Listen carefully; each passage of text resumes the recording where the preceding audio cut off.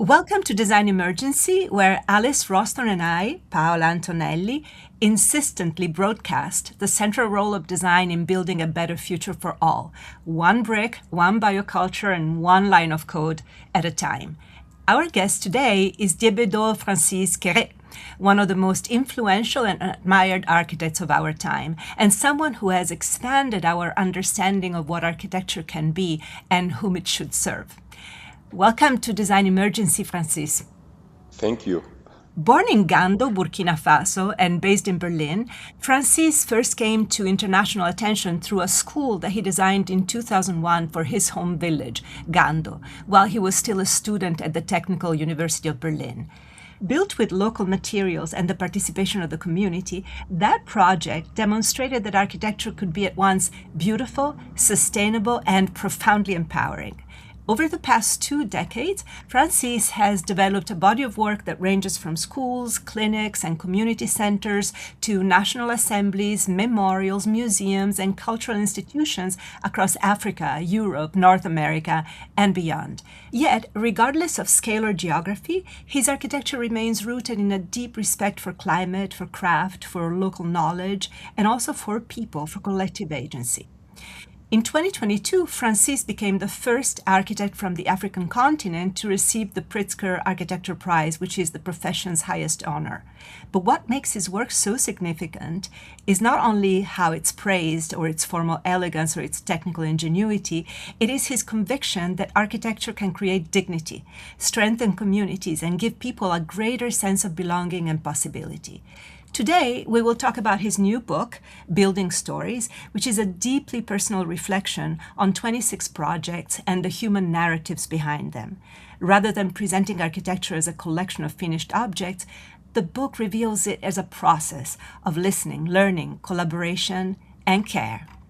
So, Francis, it's really a delight to have you on Design Emergency. And I'm going to start by asking you about the book. So, you could have published a conventional monograph full of glossy photographs, and instead, Building Stories feels and even smells like urgency and immediacy, as if it had just been printed, and it foregrounds sketches, anecdotes, doubts, and conversations, and your own handwriting, and you're the guide throughout the book. So what did you want to convey about you and your architecture with these choices? When I started my work, it clearly, you will see my background. I'm coming from a place where knowledge is and history has been orally transmitted. And so from that, start to do a book and explain it the way we see architecture, just in the intellectual way, would be would it be seen as not really the adequate means to share with the brighter world what matters for me when I'm doing a project. And so for me, it was important to really share with people what I encounter during the process, the client that I'm meeting, the place where so architecture will emerge to serve a community. So meeting this community, the conversations around this project and the community and the place were key to every project that I'm doing. So I wanted to allow people to really share this experience with me. I wanted them to really be part of the process and to be part of what I'm encountering. So the discovery I'm doing while talking with the clients. That was so important for me. And the classic way to do represent architecture in book wouldn't be able to transmit this experience to the broader spectrum of the people that will get my book. It makes perfect sense. And you always center people and clients as the protagonists of the whole process. So, do you think that contemporary architecture culture still overvalues objects and undervalues relationships? Totally, totally. We are often focused to the finished product. So the dialogue, the encounter, the discussion, sometimes the specific character of a place are done not in the center, but indeed, for whom are we building? So we're building for people. And I think that we should more put this in the center of a book than rather than to talk about geometry, the intellectual ideas about the project. We should put the people in the center because at the end of the day, we are building for people. We are building to serve people and often with people to serve them. And that's why I think that we overestimate architecture nowadays if we really admire the result. And I think this is also a crisis we have in the world nowadays. And it is important to really put human in the center of interest rather than the finished product. Amen. Yeah, and also the book often it reads like a work in progress rather than a retrospective. Like you're not done yet for sure. So were there moments when revisiting early projects changed your understanding of them? Oh, yes, yes. I just arrive sometimes in the site, and then I try to see element and say, "Oh, wow, damn, I would have done it differently." But Oh then, yes. then Paula, you know what is happening? And then someone will pass by and then say, "Ah, this Mr. Architect. Oh, we love your project. We love this part of the building." And so you really see the excitement, and you start to say, "Okay, okay, done. I will keep my thought for myself for the next project. So I could just make it better." And so, but in general, you are surprised, you arrive, and you may see that sometimes you were naive, but then at the end of the day, you realize without this portion of naivety, you wouldn't be able to do the building. You will have the intention or the tension to keep correcting, trying to make it better. At the end of the day, it become a nice object rather than something to serve a need. And the reaction of people are really key to me to say, okay, it's done. You could have done it differently, but it is done. And people are happy with it, how it is now. And it has to be a meeting point. The building cannot be perfect and finished, right?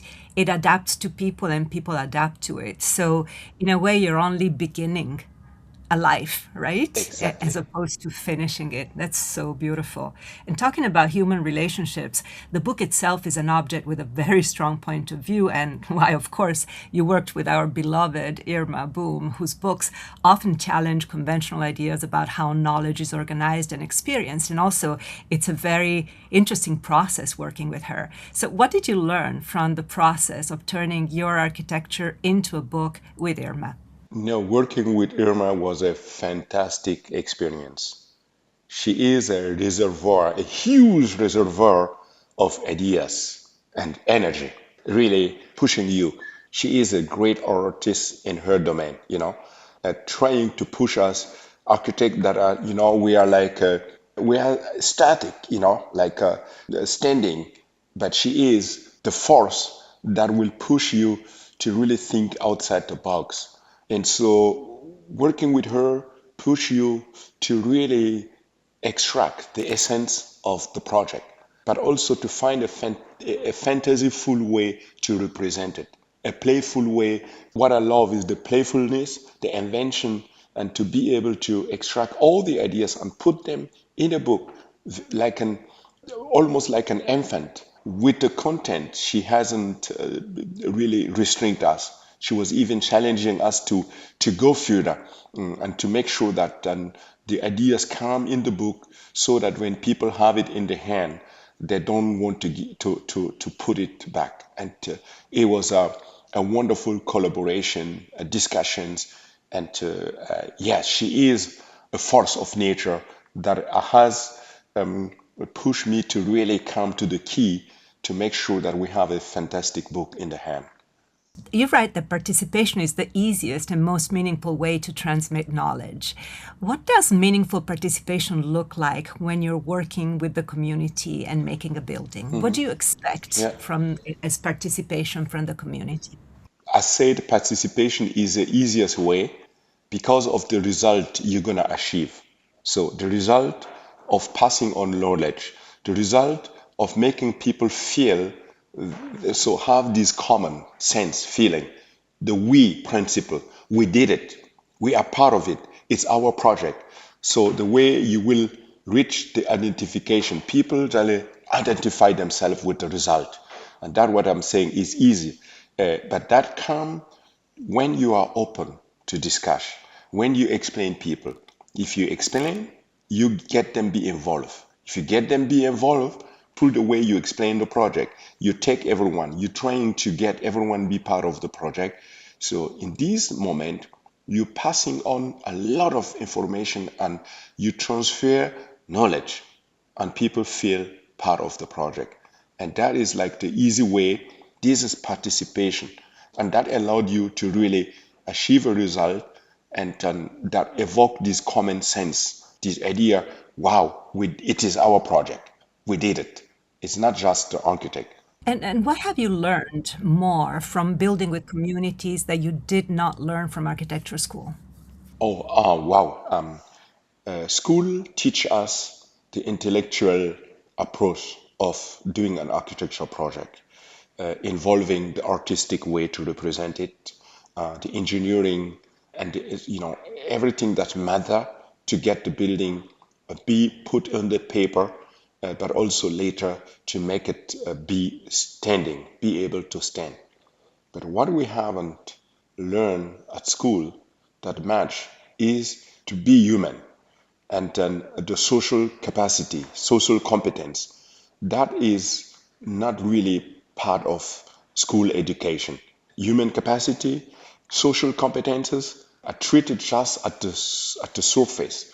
They're not really part of school education.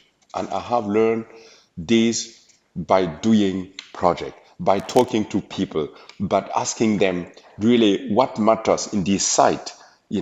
And so to have that capacity to ask rather than to have the plot with the boundary and you start to really develop a project, you don't learn at school. You need to really start to work with the people and be really open to absorb the energy coming from people, their expectation, and from that you could do a unique project. Those kind of elements are not taught at school at all. It's like medicine school. Doctors are always complaining they don't get taught to be human in school. So now there are some universities that have started departments of narrative medicine to teach doctors to speak to their patients. So maybe you should start a department of narrative architecture in your university.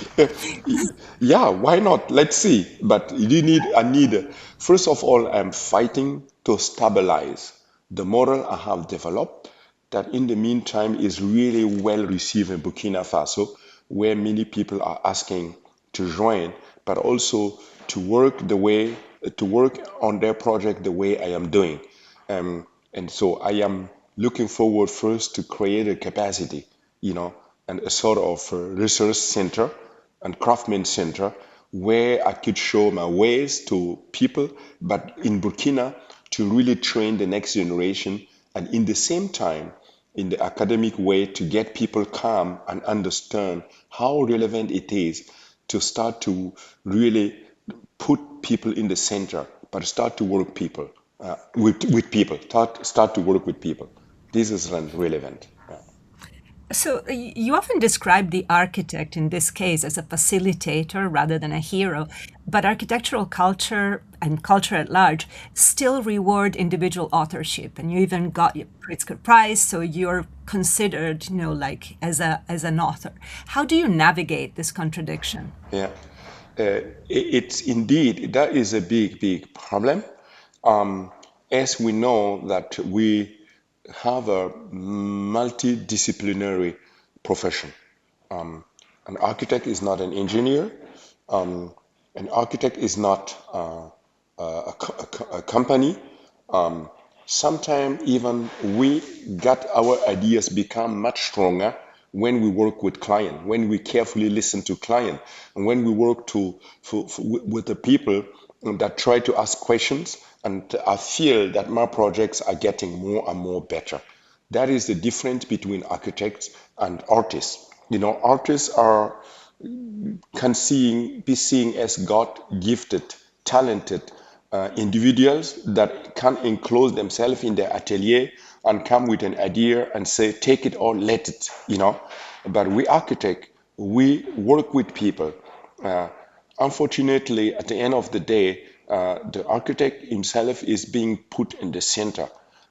When I really respect and say it is, let's say, so la récompense, uh, the Oh, award, yeah. the So the award, reward, yes. the award is I can see, I want to see the award as because you have to be resilient and have a lot of energy and also wish to have a longevity to keep push project to reality and potentially this role as a director of an orchestra. Sometimes, Paula, sometimes in my work in Burkina Faso, I see myself, yes, I see myself as a director of a group that is talented and just needed me to really organize them and get them be part of a process and to contribute to making of the project.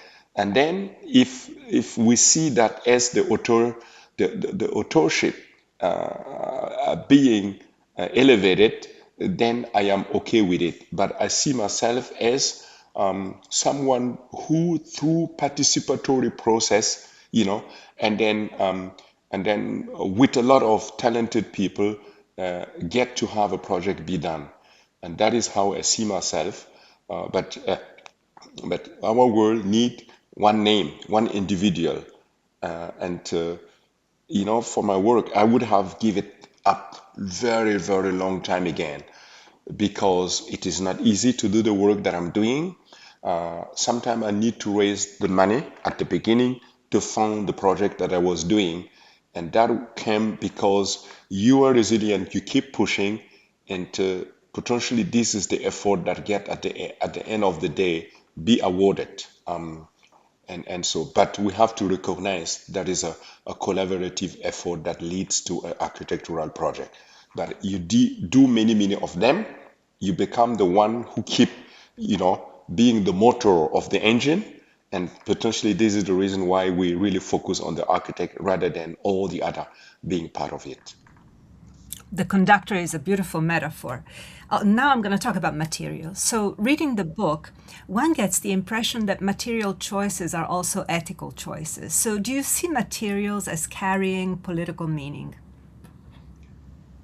Yes, it depends. It depends. But if we're talking about ethic, I am careful with ethic. I don't want it to become intellectual, you know. So, look, if you work in an area and you happen to convince people that the so-called a material that people has been used for generation now be seen as poor people material because modern material has been introduced and get that these for be rejected and you use it in a way that later people are just saying wow, that is good. It is this clay, and you don't need even to say it is. People around you will go and say yes, and we use it. We extract it from this place, and we use it this way. We filter it, and we make brick out of it, and we help to build the school. And people really see and say, "Wow, this is impossible." Then it becomes a strong message to say it's political because with that you have convinced people that so these so-called poor people material have a reason have a raison d'être, has a reason to be, it could be used, could compete with the so-called normal material. In this moment it become like political. In our changing world where resources are getting limited. The conflict around them is getting harder, especially energy. If we could use material that are locally available, easily available, and can be seen as cheap alternative, and that you could just apply, then material become political. It is about a statement, not intellectual statement, but a statement through the making, through the proof that it works, that it has a reason to exist and a reason to become a serious alternative. Then it is political. The same way I see it, if you use concrete in a very, very, very rational way, right there where it's needed to be applied, but not to use it excessively because it is there. If you could use this in a very smart way to really create a building that really provides service and comfort to people, then it is also a political statement. The same I see it with wood. If you use locally available wood in the way that people has never seen it, and you use it in a smart way, and you embody the idea within it that it is a plant. Wood is coming from a plant. It could be replanted. And if you really applied it the way that is inspiring to people, then Paula, that is a political statement. Because you don't need to say that you really reduce so the CO2 emission with it. It is fact. You're just using it, and you don't need to talk, and people will feel that is a real material, a real alternative, and that is also political. So in 2022, you received the Pritzker Prize. In 2023, you co-curated the 23rd Triennale di Milano with several pointed, crafted architectural interventions that highlighted the African continent as a priceless repository, not only of techniques, but also of values that will be indispensable in the future. And that year was also Leslie Loco's Biennale of Architecture in Venice that was titled The Laboratory of the Future and focused on Africa and the African diaspora.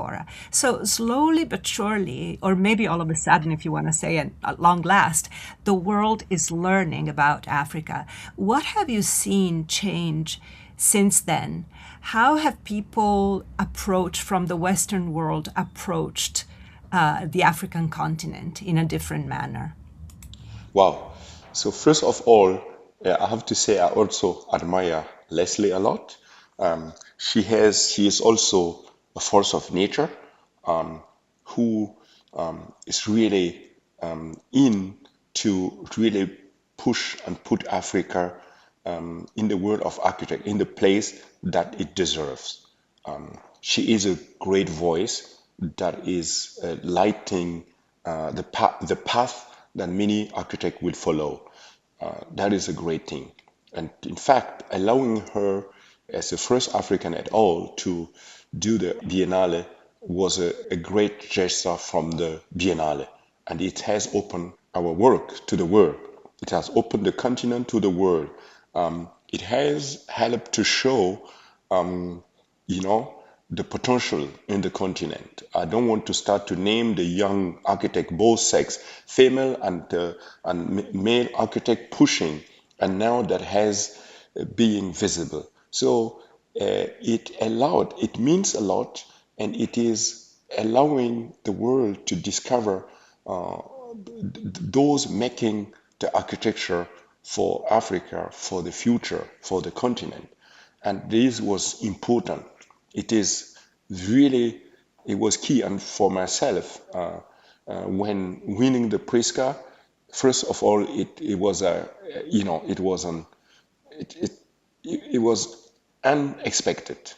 And I see in my case, first I was saying it's just serendipity. It could have been someone else.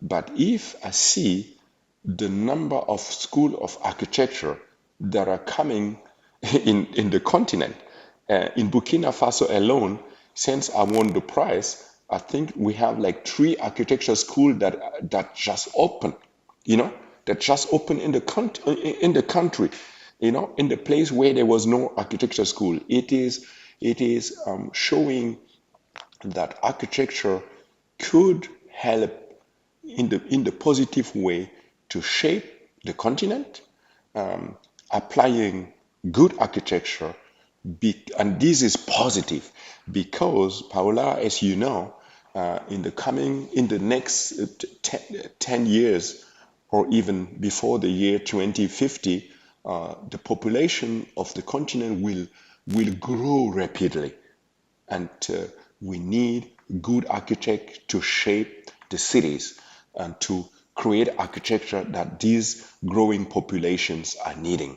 And if we do it well, doing well, it will contribute to the growth of, or it will contribute to create prosperity for the entire continent. And if we do it good, it will be a strong contribution to the global warming, and because we will help reduce energy consumption by doing appropriate architecture. Your work has expanded from schools and clinics to parliaments, memorials, and major cultural institutions. So, what changes when the client is a nation rather than a village?